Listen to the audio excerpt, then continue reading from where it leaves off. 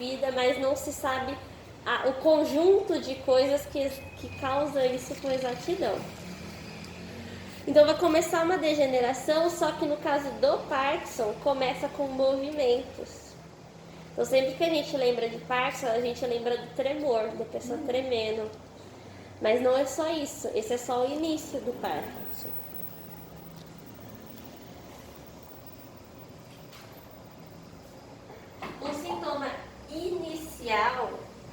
O sintoma inicial do Parkinson é o tremor em repouso. Então, enquanto a pessoa está movendo, não treme.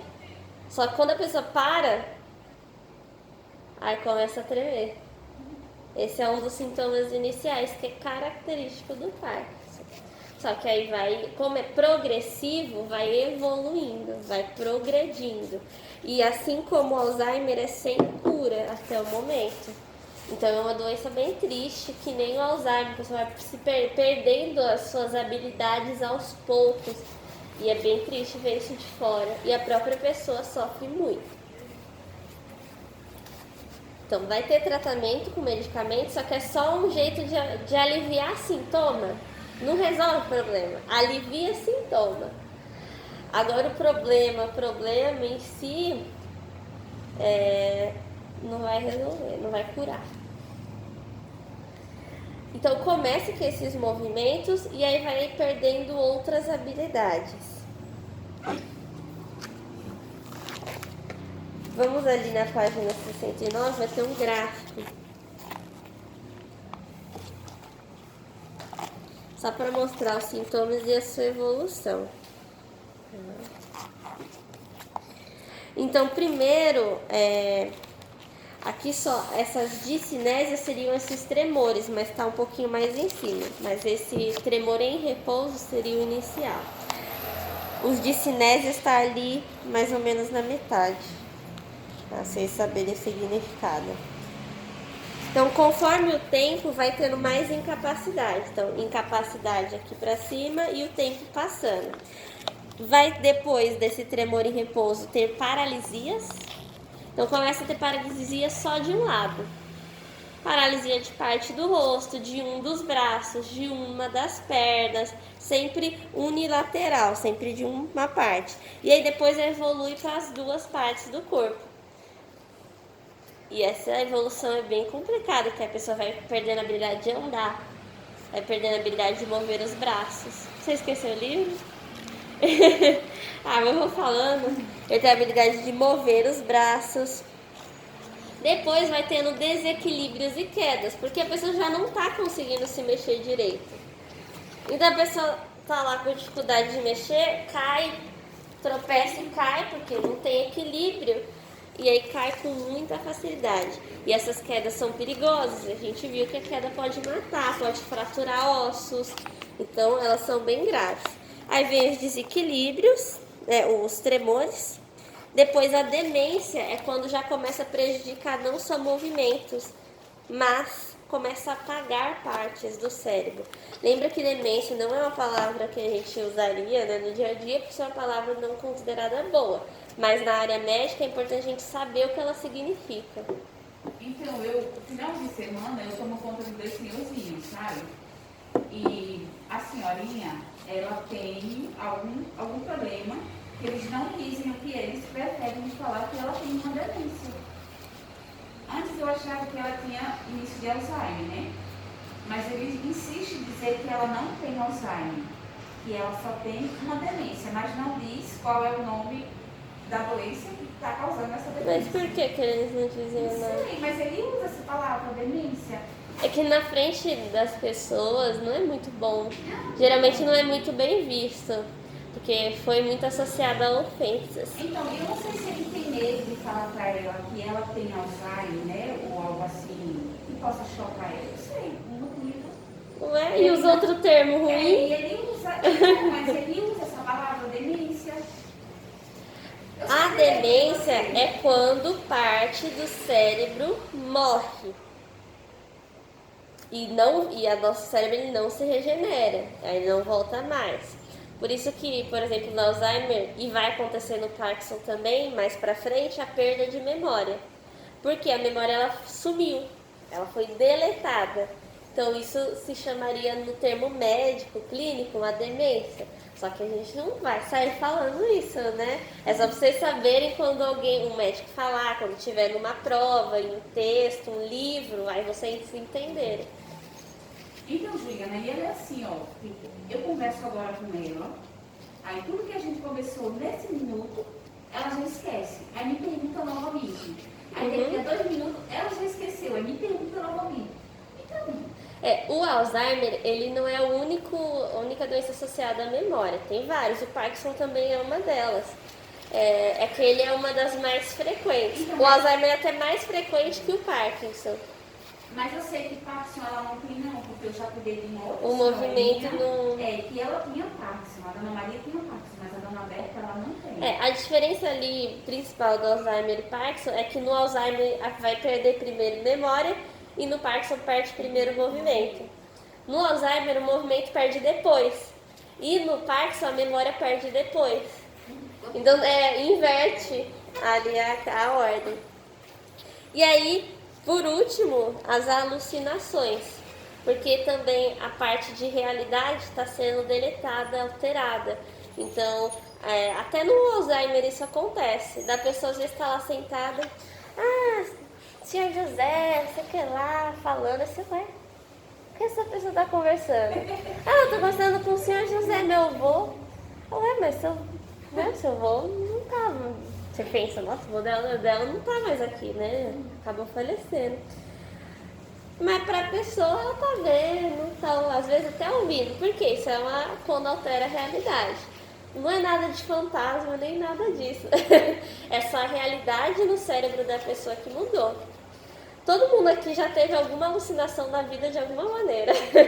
Você já viu um vulto, ouviu alguma coisa e falou, deve estar ouvindo coisa, aí continue, segue em frente. Eu já me assustei numa época, assim, eu não sou daqui, eu sou de Sergipe. E assim, a gente morava em um sítio. Quando a gente vinha da escola à noite, descia do ônibus, tinha que caminhar um pouco até chegar na minha casa. Aí, certa noite, a gente viu uma cena meio estranha, e a gente sentiu medo. Era eu e 2 irmãos, né? Sabe o que acontece? Os meus irmãos correndo na minha frente e eu correndo atrás. Só que eu via uma pessoa vindo na minha direção. Só que eu não me liguei que a qualidade da lâmpada, alguma coisa assim, fazia com que a minha resta andasse assim, entendeu? Você viu a sua sombra? Era a minha sombra. E essa pessoa só parou de me perseguir. E o medo, ele cria alucinações. Aí, e fica confuso entender o que é real e o que não é. Já aconteceu algo de envolvido a alucinação comigo numa paralisia do sono. Vocês já ouviram falar em paralisia do sono? É quando você acorda, mas o seu corpo não. Então você não consegue mover o seu corpo. E aí é claro que bate o medo, o desespero, e aí o cérebro começa a imaginar coisas. Então nessa paralisia, começou a ventar, alguém começou a puxar, alguma coisa começou a puxar o meu cobertor, e aí por último pegou no meu pé. Aí eu falei, agora eu tenho que me mexer nessa merda. E aí depois que eu consegui me mexer, não tinha nada. Meu pai no outro quarto, dormindo, roncando, tudo apagado, não tinha nada. É o medo mesmo que cria. E a paralisia do sono é horrível, desagradável demais, não recomendo pra ninguém. Então os sintomas vão evoluindo e como é progressivo, é triste ver a situação. Né? E a pessoa vai ficando cada vez mais dependente dos cuidadores e dos responsáveis, a ponto de precisar dos cuidadores para tudo. A pessoa se torna um acamado, não consegue se mexer, não consegue falar, respirar com dificuldade, alimentação por sonda, não lembra mais de nada. Então vai sendo algo bem triste, precisa ter bastante firmeza, seguir com bastante cuidado. Aqui tem um quadrinho bem legal na página 70, que seria o papel de cada um. O papel de cada um no cuidado. Pior que não dá nem pra gente falar em compartilhar porque não pode. Mas eu vou falando aqui, tá? Aí eu depois eu dou uma liga. Isso é bom. O paciente tem um papel também. Então, o paciente, ele tem que ser participativo, né? Ele tem que estar consciente ali, entender a doença. Se ele é capaz de entender minimamente, sempre for conversa de forma simples e não ofensiva, com empatia, com carinho, com jeito.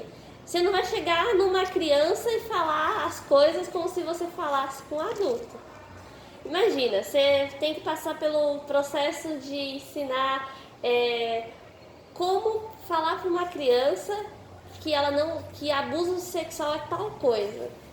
Como que eu vou falar isso? Assim, olha, tem partes que não pode tocar.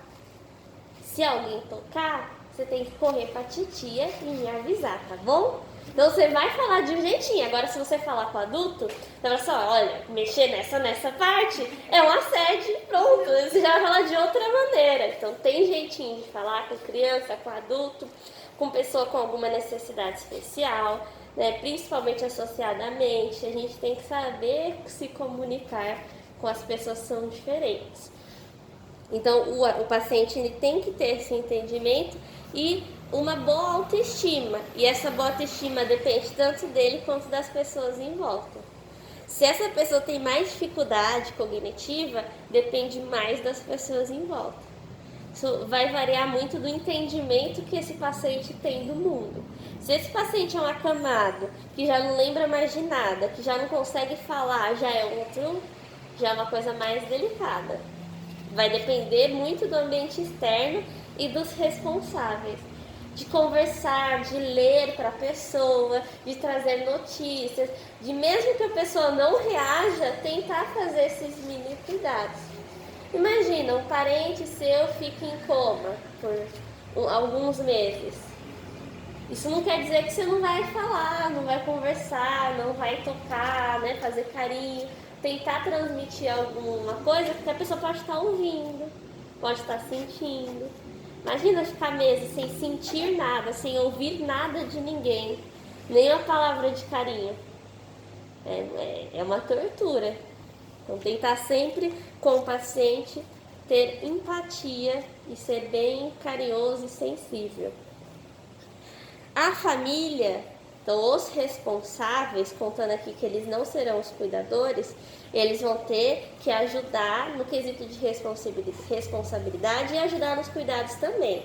Não é porque tem o cuidador, que aí o cuidador, né, assim, joga tudo.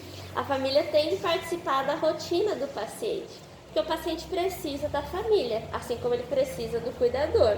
O cuidador está ali para fazer as tarefas de forma mais técnica e a todo momento, que nem sempre a família consegue fazer isso da forma correta. O papel do cuidador vai ser todas as tarefas do cuidador, sempre ter atenção à saúde, fazer as tarefas corretamente, dar a medicação, auxiliar o paciente em suas atividades diárias, seja ir ao banheiro, seja comer, seja sair para passear, seja dormir, seja tomar o sol, comer. Esses velhinhos que eu cuido, né, esses senhorzinhos, eles ainda conseguem descer do condomínio, andar lá embaixo. Mas eles não querem não, que a gente desça com eles, que é para os vizinhos não saber que eles têm uma cuidadora, entendeu? Mas você finge que é uma amiga, se aparece alguém, você fala assim, seu Francisco, fala que eu sou sua amiga. Essa é minha amiga. A gente deixa eles descerem, né? E depois a gente fica assim, habilitando de longe, lá por cima pela janela, mas eles não querem não, meu filho. Nem vai assim, aí a Ani vai lá, fala minha amiga Ani, né? A gente tá passeando, conversando. Olha só, tá vendo como às vezes a pessoa vai ter, né, vontade de falar assim, não, fica aqui do meu lado. Às vezes não. Então, cada paciente tem o seu jeitinho, o seu pedacinho. Isso até vai fazendo a gente começar a aceitar melhor o outro, né? E tentar, o que eu vou fazer? E agora? Como que eu vou fazer para tentar me adaptar a essa nova situação?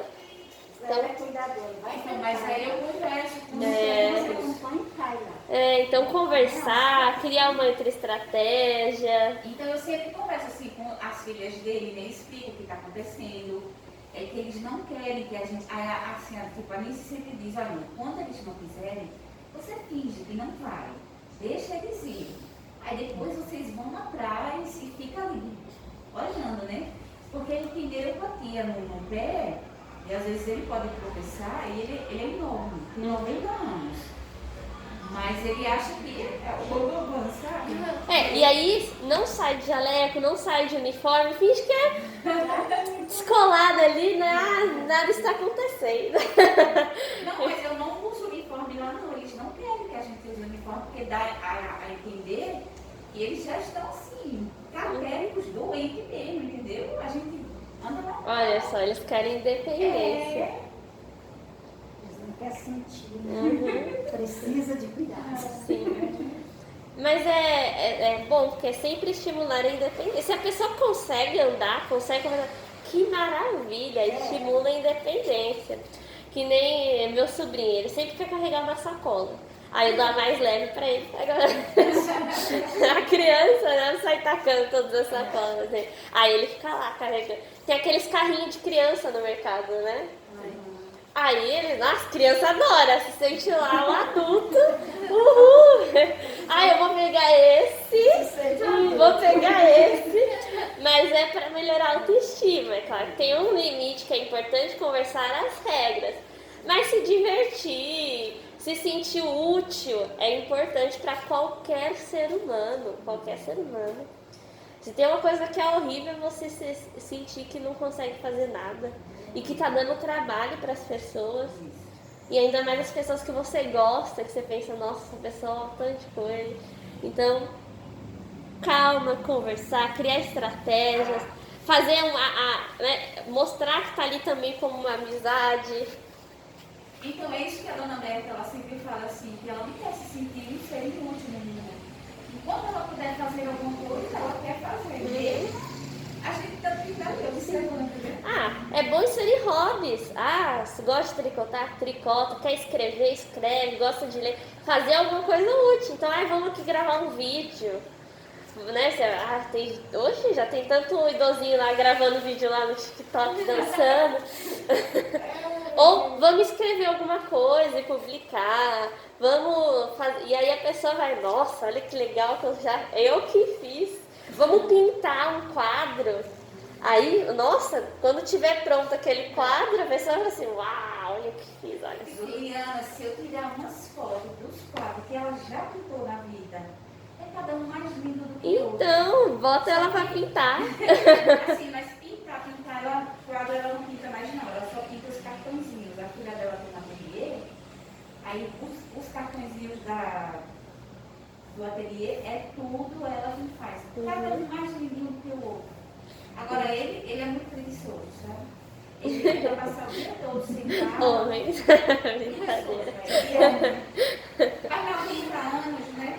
A gente releva umas coisas. A energia não é a mesma.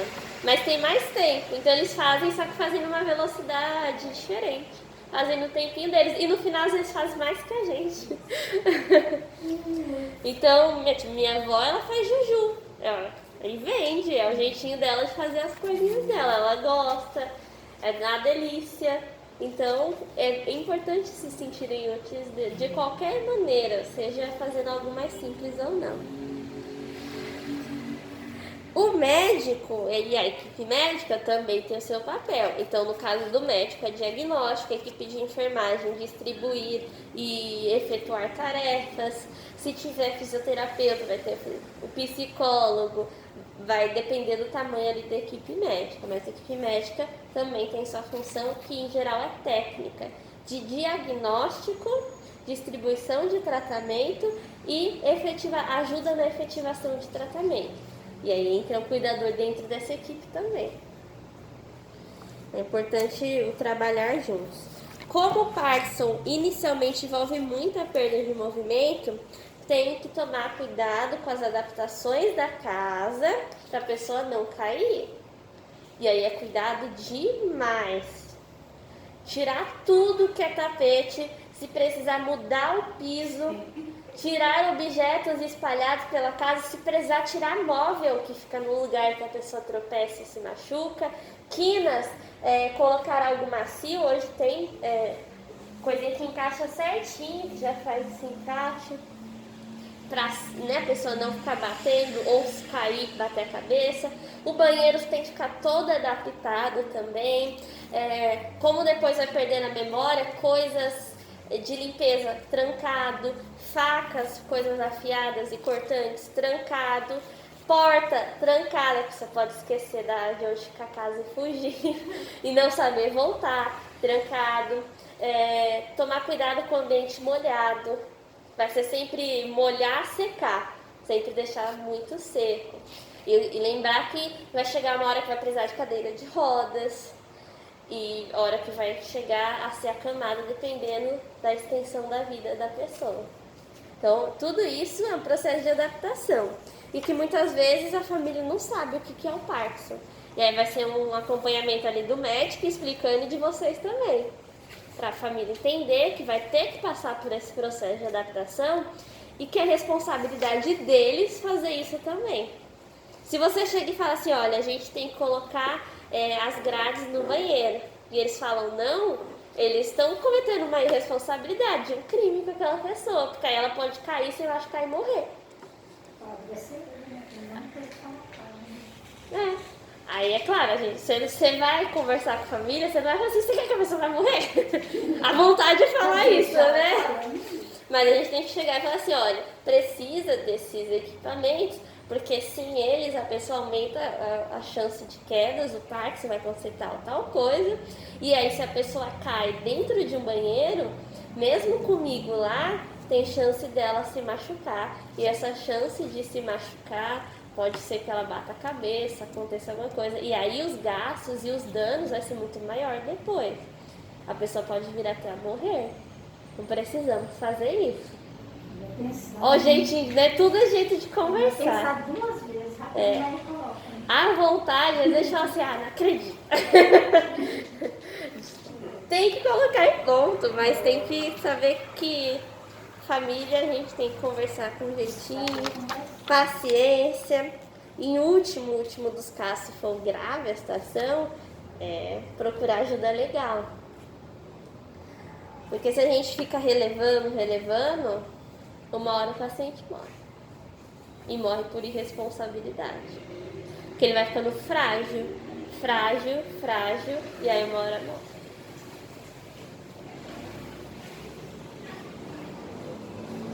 Aqui só para representar, então no cérebro, aqui seria um neurônio, outro neurônio, né? Só um pedaço do outro neurônio, e eles se comunicam por substâncias químicas. Então essas boletinhas aqui seriam substâncias químicas, e essas substâncias são chamadas de neuromoduladores. Tem vários, a dopamina é só um deles. Com a dopamina alterada, vai alterar todo o funcionamento do sistema nervoso. E a dopamina é extremamente importante. Vem sintomas psicológicos juntos.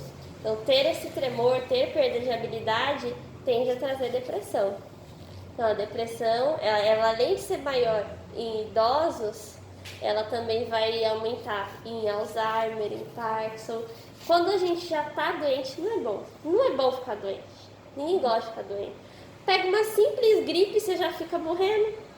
Imagina uma doença letal, uma doença dolorida, uma doença crônica.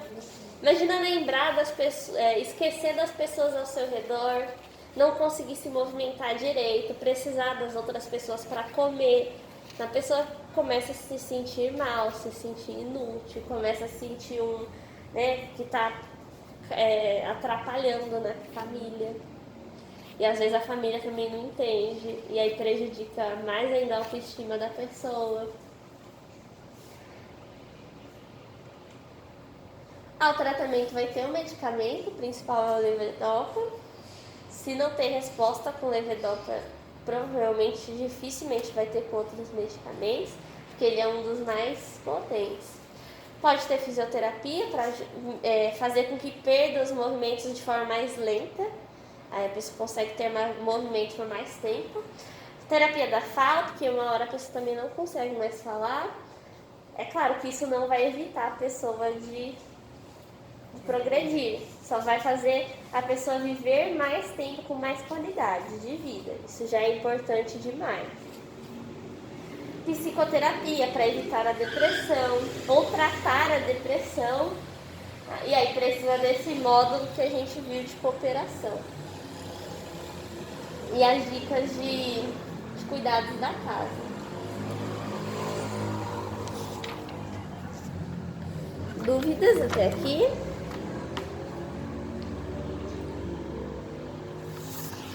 Não? Então vamos para o capítulo 17.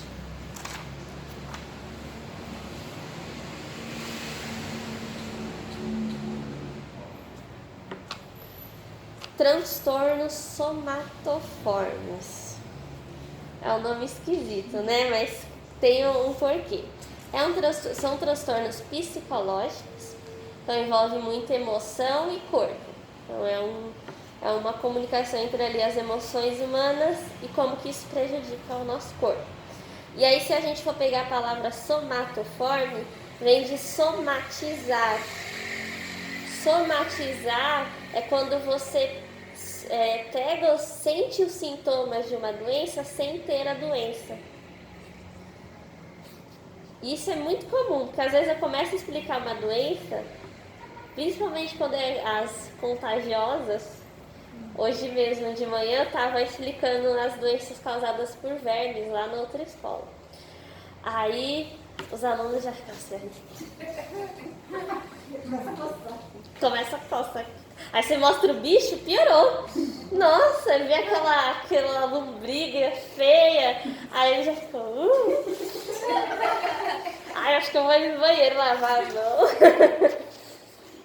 Então, somatizar é quando você começa a sentir sintomas de algo sem ter aquilo. Então você fala assim, então, tal doença vai causar coceira na barriga, os olhos começam a arder, dores de cabeça.